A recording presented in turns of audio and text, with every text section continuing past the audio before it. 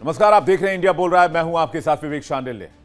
Middle east फिर महायुद्ध के मुहाने पर है। एक तरफ बातचीत का ढोंग और दूसरी तरफ इजराइल की सबसे ताकतवर खुफिया एजेंसी मोसाद की खतरनाक प्लानिंग। खबर है कि मोसाद ईरान में एक बहुत बड़े ऑपरेशन की फिराक में लगा है।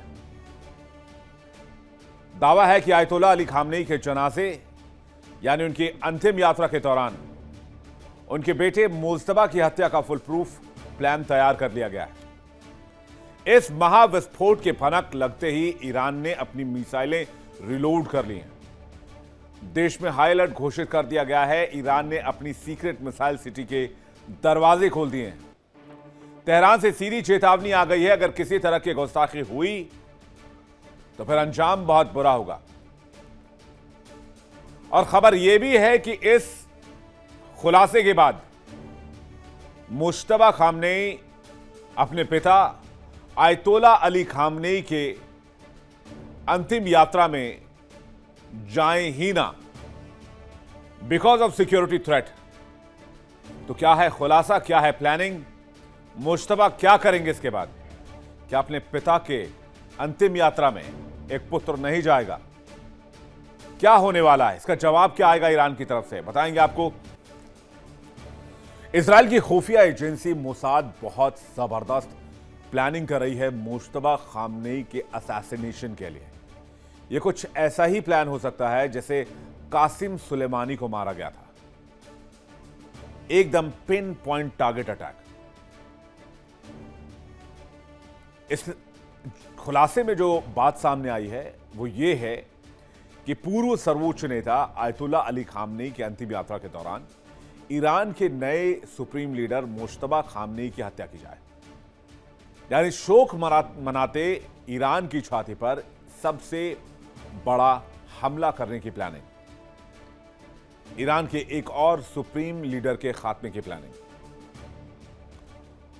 मोसाद की जो कोशिश है, जो साजिश है, वो ये है कि किसी तरह से मुज्तबा खामनेई को आईआरजीसी के रिजीम से हटा दिया जाए, उसके बाद आगे का रास्ता साफ हो जाएगा। ये वही मुज्तबा खामनेई है जिनकी तारीफ डोनाल्ड ट्रंप भी कर चुके हैं। मुज्तबा खामनेई को एक बुद्धिमान नेता बता चुके हैं। और खबर है कि जब आयतुल्लाह अली खामनेई को सुपुर्द खाक किया जाएगा तो लाखों की संख्या में लोग वहां पर मौजूद होंगे और अपने पिता को मिट्टी देने के लिए मुज्तबा खामनेई भी कार्यक्रम में जाएंगे।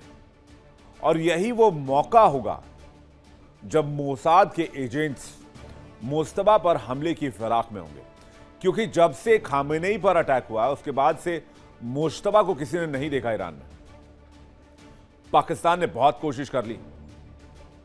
फील्ड मार्शल मुनीर खुद चलकर ईरान गए, कहा कि मुलाकात करनी है मुज्तबा खामनेई से, मुलाकात नहीं होने दी गई, क्योंकि ईरान जानता है कि पाकिस्तान अमेरिका का दलाल है और वो खुफिया जानकारी पास कर सकता है। इसलिए मुज्तबा खामनेई कहां है, किस हाल में है और किससे मिल रहे हैं, ये जानकारी किसी को नहीं है। सिर्फ आईआरजीसी के गिने चुने कुछ कमांडर्स को, जो बहुत वफादार हैं टुवर्ड्स खामनेई फैमिली। जो जानकारी सामने आई उसके मुताबिक तेहरान, कोम, करबला, नजफ, मशहद, इन इलाकों से खामनेई की अंतिम यात्रा गुजरने वाली है। सुरक्षा के लिए आईआरजीसी को लगाया गया है, ईरानी आर्मी को लगाया गया है, लेकिन यहां पर सीआईए और मोसाद की भरसक कोशिश रहेगी कि किसी तरह से मुज्तबा खामनेई को ढूंढ निकाला जाए। और अब बड़ी खबर भी मैं आपको बता देता हूं, जब ये जानकारी मैं आप तक पहुंचा रहा हूं तो ईरान से ही खबर आ रही है कि मुज्तबा अपने पिता के अंतिम यात्रा में शामिल नहीं होंगे। पूरे देश को हाई अलर्ट पर डाल दिया गया है। ईरान ने अपनी सबसे खतरनाक और सीक्रेट अंडरग्राउंड मिसाइल सिटी के दरवाजे भी खोल दिए हैं। और यह भी जानकारी मिल रही है कि ईरान ने साफ वार्न किया है इजराइल को और अमेरिका को कि इस दिन अगर कोई गुस्ताखी हुई, अगर इस जनाजे के दौरान मोसाद या इजराइल ने तिनके के बराबर भी हिमाकत की तो पलटवार बहुत जोरदार होगा। तो मकसद क्या है मुज्तबा को मारने के पीछे? बातचीत करने के लिए मेहमानों का बड़ा पैनल हमारे साथ जुड़ रहा है। ब्रिगेडियर शारदेंदु हमारे साथ जुड़ रहे हैं, बहुत स्वागत है आपका। लेफ्टिनेंट कर्नल जय सोढ़ी हमारे साथ जुड़ रहे हैं, बहुत स्वागत है आपका। फिरोज मीठी बोरवाला हमारे साथ जुड़ रहे हैं, बहुत स्वागत है आपका। भरत बरई हमारे साथ जुड़ रहे हैं, यूएस लाइव राजनीतिक जियोपॉलिटिकल एक्सपर्ट हैं, बहुत स्वागत है आपका। शारदेंदु सर, पहला सवाल आपसे, मुश्तबा के पीछे क्यों पड़ा हुआ है? मुश्तबा को मार के क्या हासिल करना चाहता है? मुश्तबा जाएंगे, कोई और सुप्रीम लीडर आ जाएगा? देखिए, जो इफेक्ट अयतुल्ला अली खमेनी को मारने के बाद हुआ था, उसी तरीके से मुस्तफा को मारेंगे तो उसका इम्पैक्ट आएगा। कहीं ना कहीं ये दिखाता है कि मोसाद की जड़ें कितनी मजबूत है ईरान के अंदर, और जब वो ऑपरेट करता है सीआईए के साथ, तो कोई भी ऐसा टारगेट नहीं, मुश्किल टारगेट नहीं है। यही वजह है कि मुस्तफा खमेनी को वो मारने के इस तरीके का माहौल बनाया गया है। और मेरा मानना है कि इस पे काम भी हो रहा होगा, क्योंकि मोसाद का ऑपरेशन करने का जो तरीका है वो अलग ही तरीके का है। लेकिन सबसे बड़ा एलिमेंट इसमें जो मिस होता है वो है सरप्राइज का एलिमेंट। देखिए, जब भी मोसाद ने हमले किए हैं, वो उसने तमाम सरप्राइज लाया है अपने अपने अटैक में। किसी ने उम्मीद नहीं की थी कि अयतुल्ला अली खमेनी को 28 तारीख को ही मार दिया जाएगा, फर्स्ट डे के ऑपरेशन में ही सुप्रीम लीडर का खात्मा। ये सरप्राइज एलिमेंट होता है। और इस बार अगर उनके जनाजे का इतने बड़े व्यवस्था की गई है, और मेरा मानना है कि तमाम विश्व के डिग्निटरीज वहां पे होंगे, तो क्या मोसाद को इस तरीके का ऑपरेशन करना चाहिए? किस तरीके से जनाजा किस किस जगह से गुजरेगा, ये सारी चीजें। लेकिन एक तरफ जब आपने 14 मसौदों की बात मान ली है, उस पर टेक्निकल ग्रुप काम कर रहा है, तमाम तरीके का सीज फायर चल रहा है, तो अगर मोसाद इस तरीके का एक्शन करता है तो उसके सीवियर रिपोर्केशन होंगे। ईरान फिर उसको लाइटली नहीं लेगा, क्योंकि ये रिपीटेड एक्शन हो जाएगा। अमेरिका ने हमला किया, उस समय युद्ध डिक्लेयर हुआ, और उसका जो कॉन्सिक्वेंस हुआ अलग बात है। अब वो सीज फायर वाली स्टेज है। ये कोई लेबनान नहीं है, सीरिया नहीं है, ना ही गाजा पट्टी है। ये एक इंडिपेंडेंट सॉवरेन कंट्री है, जिसकी अपने आर्मी है, आईआरजीसी है, स्टेट ऑफ हार्मोज पे उसकी पकड़ है, और तमाम तरीके के बैलिस्टिक और न्यूक्लियर प्रोग्राम आज भी उसके इंटैक्ट है। तो सोच समझ के इसमें काम करना पड़ेगा। ऐसा ना हो कि मोसाद और इजराइल आर्मी एक इफोरिया के तहत इस तरीके का काम करे, जिसका कि खामियाजा इजराइल को भुगतना पड़े। नहीं, तो लेकिन ये अमेरिका मेरा के मानना है कि राष्ट्रपति को ऐसे शायद ये नहीं ऑपरेशंस बहुत होगा। पसंद है। शारदेंदु सर, ड्यू रेस्पेक्ट, आपको बीच में रोक रहा हूं। अमेरिकी राष्ट्रपति ट्रंप साहब को ये ऐसे ऑपरेशंस बहुत पसंद है। कासिम सुलेमानी की हत्या जिस तरीके से की गई थी, उसको लेकर आज भी डोनाल्ड ट्रंप तमाम मंचों पर बोलते रहते हैं। रिसेंटली कई बयान कासिम सुलेमानी को लेकर आए हैं। तो क्या अमेरिका इस तरह के ऑपरेशन से खुश हो जाएगा अगर मोसाद ऐसे किसी ऑपरेशन को अंजाम देता है? बारी साहब, मेरा ख्याल है वहाँ नहीं करेंगे, क्योंकि मोसाद किसी को बताने वाला नहीं है कि वो क्या करेगा। हाँ, ये सब स्पेकुलेशन होता है कि मोसाद ये करेगा वो करेगा। खुमनी जिंदा है, मुस्तबा और जिंदा नहीं है, होश है बेहोश है, वो भी किसी को मालूम नहीं है, और वहाँ आएगा वो भी किसी को मालूम नहीं है। अब जो रिपोर्ट आए हैं कि वो नहीं आएंगे, तो शायद वो बेड में होंगे, चलते भी नहीं होंगे, क्या मालूम। दूसरा कि काफ़ी विदेशी लोग भी वहाँ जाएंगे, तो अगर आपने हमला किया और विदेशी लोग मर गए तो बहुत ख़राब लगेगा। हाँ, ये हो सकता है कि आईआरजीसी के कमांडर अगर उनको मिल गए, ट्रैवल करते हैं, कार में जाते हैं, उनको मिल गए, तो हाँ, वो हो सकता है कि आईआरजीसी के कमांडर को मार दें। लेकिन ये जो 60 दिन का सीज फायर है, तो मेरा ख्याल है अमेरिका भी उनको बोलेगा कि नो, ये मत करना 60 दिन के अंदर। मतलब एक बहुत सेंसिटिव ऑपरेशन हो सकता है। अगर ऐसा कर दिया तो फिर इसके लेने के देने पड़ सकते हैं। फिरोज जी। जी, मेरा बोलना है कि मोसाद इतना विचित्र और भयंकर किस्म का ऑर्गेनाइजेशन है कि वो कुछ भी कर सकता है। तो Iran has to be on alert. And actually Rafaq.com जो एक इजरायली वेबसाइट है, उनका एक रिपोर्ट आया कि इजराइल का जो उनका अटैक मिनिस्टर नहीं, मतलब डिफेंस तो होता नहीं, उनका अटैक मिनिस्टर ही होता है, उन्होंने धमकी दी है। तो द पॉइंट इज दैट, देखिए, अयतुल्ला अली खमेनी का जो असैसिनेशन हुआ, वो कोई बड़ा सरप्राइज एलिमेंट नहीं था। उनको पता था कि वो अटैक वो मार्क है, और वो अपने घर में रहे, वो कोई अंडरग्राउंड जाके छिपे नहीं, जैसे नेतन्याहू छिपता रहता है। तो शियाओं में जो पूरा मार्टरडम का एलिमेंट है, वो लोग समझे नहीं इजराइल को लोग क्या करने जा रहे हैं। चाहे वो जनरल कासिम सुलेमानी है, जो एक्चुअली आर्किटेक्ट है एंटी आईसिस अलकायदा फ्रंट के, जिसके कारण इराक में और सीरिया में रिवर्सेस हुए, आईसिस तो हल्का था, क्वांटल अमेरिका के सपोर्ट से फाइनली जोलानी अमेरिका में सीरिया में हावी हो गए।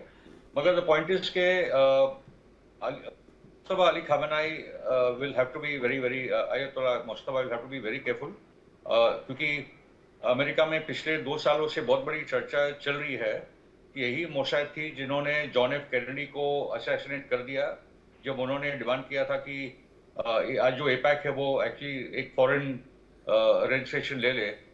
जब जॉन एफ कैनेडी ने उनका न्यूक्लियर प्रोग्राम को चैलेंज किया, उन्होंने जॉन एफ कैनेडी को असैसिनेट किया है।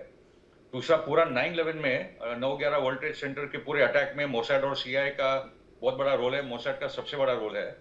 और जो यूएसएस लिबर्टी, जो अमेरिकन स्पाई शिप थी 1967 के वॉर में, तब उन्होंने खुद एक अमेरिकन स्पाई शिप को उड़ा दिया था, 34 अमेरिकन सेलर्स को मार डाला था। तो ये जो मोसाद है वो कुछ भी कहीं भी कर सकती है, क्योंकि एक तो इजराइल का टारगेट है कि ये जो एमओयू साइन हुआ है या जो ईरान और अमेरिका में बातचीत वो डीरेल हो जाए। बिल्कुल बातचीत तो चल रही है और बहुत कुछ निकल रहा है। तो इजराइल अगर ऐसा को हटकंडा करता है तो ये तो फिर एमओयू के एग्रीमेंट गई, वापस पूरी की पूरी वॉर छोड़ा है, चालू हो जाएगी। और इजराइल फुल फ्लेज वॉर चाहता है फिर से, और मोसाद किसी भी ऑपरेशन को अंजाम दे सकता है। मोसाद अगर वहां मौजूद है तो वो मुश्तबा के पीछे जाएगा अगर वो अपीयर होते हैं। मोसाद को इससे कोई फर्क नहीं पड़ता कि अमेरिका ईरान में सीजफायर है नहीं है, दोनों में डील है नहीं है। सोडी सर। जय हिंद विवेक जी। जय सर। ये मेरा सौभाग्य कि मैं आपके न्यूज चैनल पर और विख्यात को पैनलिस्ट के साथ, मैं सारे को पैनलिस्ट की बात से बिल्कुल इत्तेफाक करता हूं कि मोसाद कुछ भी कर सकता है, इसमें कोई शक नहीं। लेकिन इस समय मोसाद ये हरकत नहीं करेगा। देखिए, मोसाद अगर ये हरकत करता है तो इजराइल वैसे ही अंतर्राष्ट्रीय स्तर पर आइसोलेट हो रखा है, अमेरिका इजराइल की मदद के लिए आगे नहीं आ रहा है, और अगर ऐसी हरकत होती है तो दुनिया में जो थोड़े बचे हुए देश हैं इजराइल के साथ, वो सारे इजराइल से दूर हो जाएंगे। 4 जून को अमेरिका में प्यू रिसर्च पोल हुई जिसमें ये आंकड़े निकल के आए कि 73% अमेरिकी नागरिक जो 30 साल से कम है वो पूरी तरह इजराइल के खिलाफ हो चुके हैं। यानी जो वहां का बुजुर्ग वर्ग है वो तो इजराइल के साथ है, लेकिन युवा वर्ग में 73% इजराइल के पूरे खिलाफ हो रखा है, और यही चीज पूरे दुनिया में है। और इसका कारण ये कि जिस तरह से सोशल मीडिया बड़े पैमाने पे आया, जिस तरह से कुछ इंडिपेंडेंट चैनल्स, उसमें से आपका भी एक माननीय चैनल है जो हमेशा सच दिखाते हैं, इनकी वजह से दुनिया के युवाओं को सच पता चल रहा है इजराइल फिलिस्तीन मुद्दे का।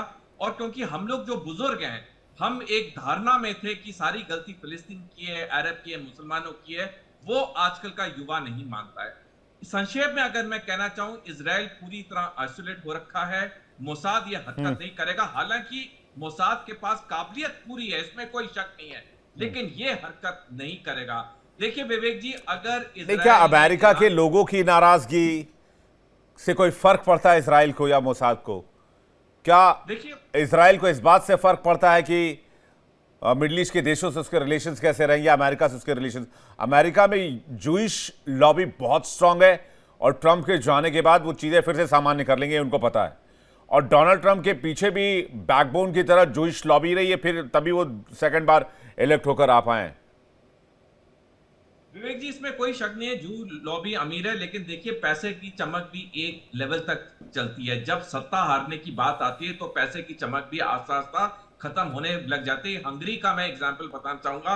विक्टर ऑर्बान ने वहां 16 साल लगातार राज किया, उसने सारी जुडिशरी, मीडिया, सब पे कब्जा कर लिया, लेकिन उसके आम चुनाव में हार होगी। क्योंकि देखिए, आप सच को ज्यादा देर तक नहीं छुपा सकते हैं, कुछ देर के लिए छुपा सकते हैं, लंबे देर के लिए नहीं छुपा सकते हैं। आज जब पूरी दुनिया में इंफॉर्मेशन के कई स्रोत हैं, तो दुनिया के हर नागरिक जागरूक है कि सच्चाई क्या, थोड़ा वक्त लगता है।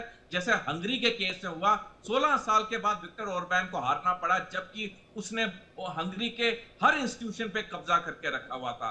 जहां तक अमेरिका की बात है, रिपब्लिकन पार्टी में ऑलरेडी आक्रोश होना शुरू हो गया है। जिस तरह से हमने देखा, 4 रिपब्लिकन सांसदों ने डेमोक्रेट के साथ वोट किया वॉर पावर्स एक्ट के ऊपर, और ट्रंप के जो पावर्स थी उसको कम कर दी ईरान युद्ध के मसले में। तो रिपब्लिकन पार्टी को पता है कि उनका हारना तय है। अब वो अपनी हार को एक बड़ी हार में तब्दील नहीं करना चाहते, क्योंकि उन्हें पता है 2 साल बाद दोबारा राष्ट्रपति चुनाव होंगे अमेरिका में। तो इसीलिए अब रिपब्लिकन पार्टी के सामने 2 ऑप्शन है। नहीं सर, वो ट्रंप या की प्रॉब्लम है, वो यहूदियों मुझे का- लगता है वो इसराइल की प्रॉब्लम है। आप बेशक आपके पॉइंट्स वैलिड हैं शारदेंदु सर, मुझे लगता है ये बेंजामिन नेतन्याहू का प्रॉब्लम है, या फिर उनके बाद नफ्ताली बेनेट आ जाए तो उनका प्रॉब्लम है, या इजरायली डिफेंस फोर्स का प्रॉब्लम है। अगर वो इतने प्रॉब्लम्स को समझते तो मिडल ईस्ट में वो जितने भी मिडल ईस्ट के कंट्री हैं उनके साथ अभी तक लड़ के अपना वर्चस्व स्थापित करने में कामयाब नहीं होते, वो नहीं करते किसी की परवाह। देखिए, मेरा मानना है कि इजराइल ने इस ऑप्शन को जरूर वेट किया होगा और उसके रिपोर्कशंस को जरूर ध्यान दिया होगा। आज की डेट में आईडीएफ जो है पूरी तरीके से सदर्न लेबनान में कमिटेड है और वहां से वो निकलना नहीं चाहते। वो वन एट ए टाइम की पॉलिसी में विश्वास करें। अगर आपने उनका मोडस ऑफ ऑपरेंडी देखा होगा, हाँ। पहले हमास को खत्म किया, गाजा पट्टी सब तल किया, वेस्ट बैंक पे सर्विलेंस जारी है, वहां भी साइड बाय साइड आप ऑपरेशन करते रहते हैं, फिर लेबनान में है और गाये बगाए आप सीरिया पे भी हमले कर देते हैं। तो इस तरीके से वो ऑपरेट कर रहे हैं। पहले वो अपनी ज्योग्राफिकल बाउंड्री के आसपास के इलाके को सिक्योर करना चाहते हैं और साथ में ईरान के ऊपर एक प्रेशर बना के रखा। उसके लिए वो नेतन्याहू जो है, डोनाल्ड ट्रंप को उन्होंने आगे कर रखा है। एक ऐसा व्यक्ति जो डोनाल्ड ट्रंप से अपनी बातें मनवा के अमेरिका को इस युद्ध में उलझा रखा है, वो नेतन्याहू है। अब वो मोसाद को अगर वो इस समय अगर मुस्तफा खमेनी को एलिमिनेट करने के लिए इन्वॉल्व करता है तो मेरा मानना है कि ये सेल्फ गोल की तरफ होगा, क्योंकि अब उसके पास फिर बचने का रास्ता नहीं निकलेगा। एज इट इज पूरा वर्ल्ड खफा है जब से उसने लेबनान में ऑपरेशन किया, और ये लेबनान के ऑपरेशन सिर्फ हिजबुल्लाह के खिलाफ नहीं, वहां पे सिविलियन को आप मार रहे हैं, वहां बच्चे मार रहे हैं, वहां की बिल्डिंगें तबाह करनी, लितानी रिवर के आसपास के इलाके को पूरा कब्जा करके आईडीएफ वहां से विड्रॉ नहीं फिलिस्तीन करना में भी चाहता। तो यही हुआ सर।